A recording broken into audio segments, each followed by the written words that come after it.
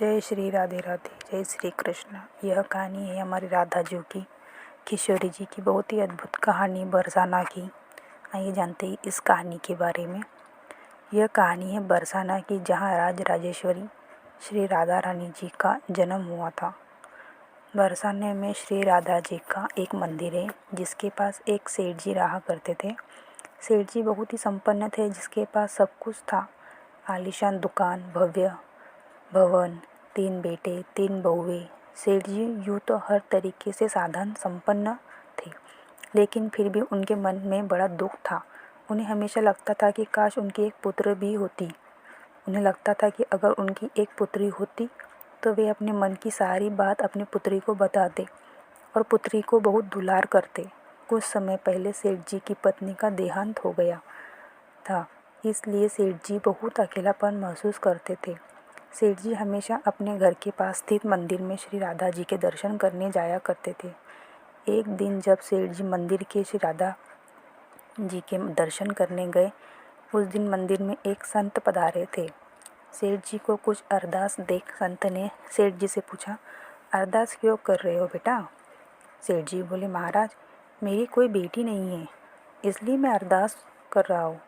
संत मुस्कुराए और बोले, यदि जीवन में किसी का अभाव है तो उसकी जगह भगवान को बिठा लेना चाहिए। सेठ जी बोले, महाराज, मेरी तो कोई बेटी नहीं है, तो मुझे क्या करना चाहिए?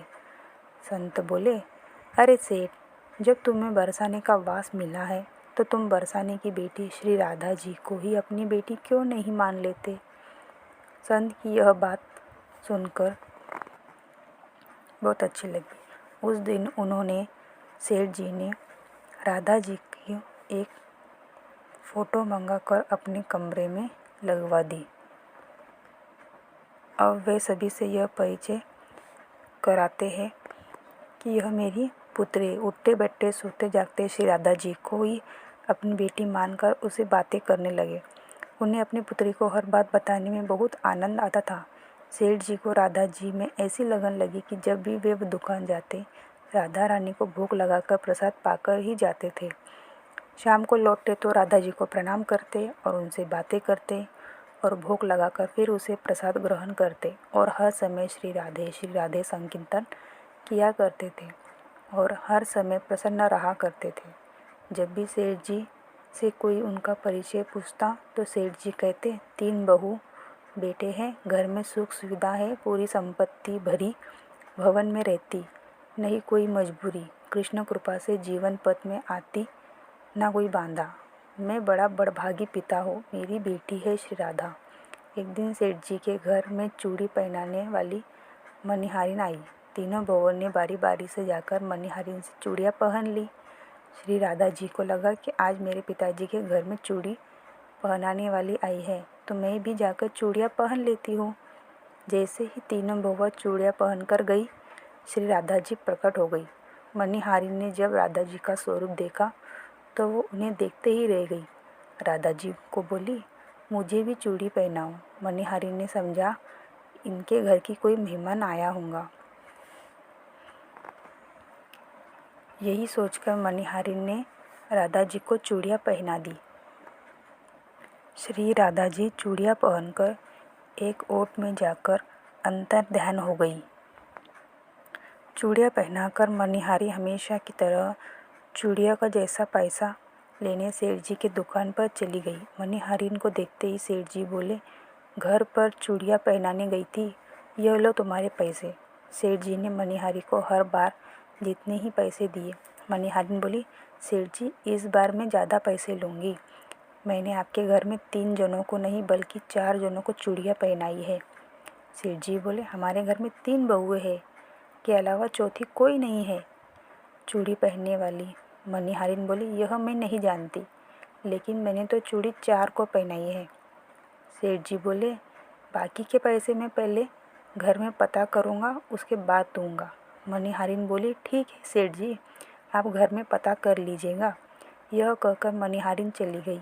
शाम को सेठ जी घर पहुँचे। उन्होंने घर में मनिहारिन के बारे में पूछा। उनकी बहू ने कहा कि केवल हम तीनों ने ही चूड़ियाँ पहनी थी। सेठ जी बोले, मैं भी कहूँ कि चौथा तो कोई नहीं है।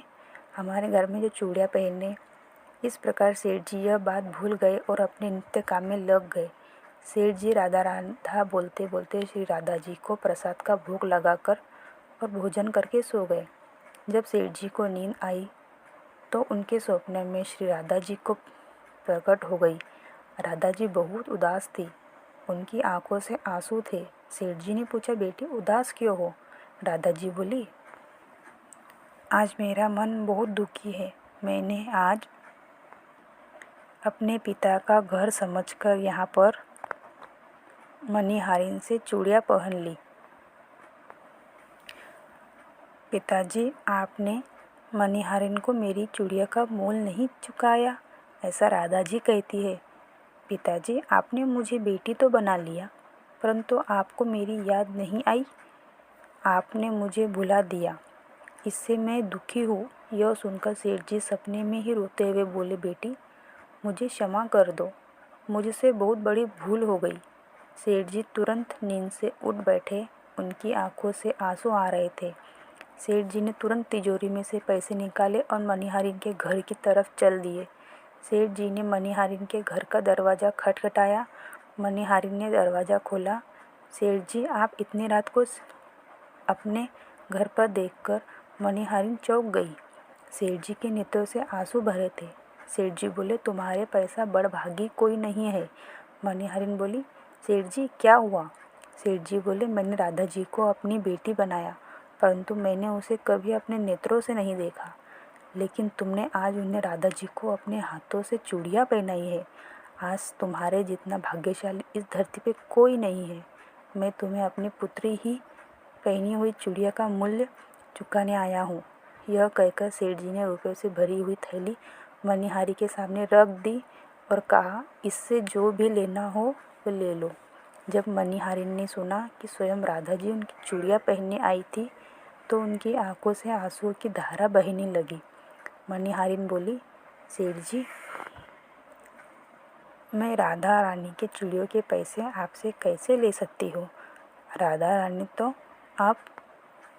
रानी तो इस बरसाने की बिटिया है और मैं उससे पैसे कैसे ले सकती हूँ? और मैं बिटिया के चूड़ी के पैसे आपसे ना लूँगी। परंतु सेठ जी नहीं माने। सेठ जी ने रुपयों से भरी हुई थैली मणिहारिन के घर पर रखी और वहाँ से सीधे राधा जी के मंदिर चले गए। उस दिन के बाद सेठ जी ने सब कुछ छोड़ छाड़ कर संन्यास ले लिया और अपना शेष जीवन राधा जी के मंदिर में राधा जी की भक्ति करते करते बिता दिया। यह वीडियो अच्छा लगे तो लाइक शेयर सब्सक्राइब ज़रूर करें। कमेंट बॉक्स में जय श्री कृष्णा ज़रूर लिखें। राधे राधे, जय श्री कृष्ण।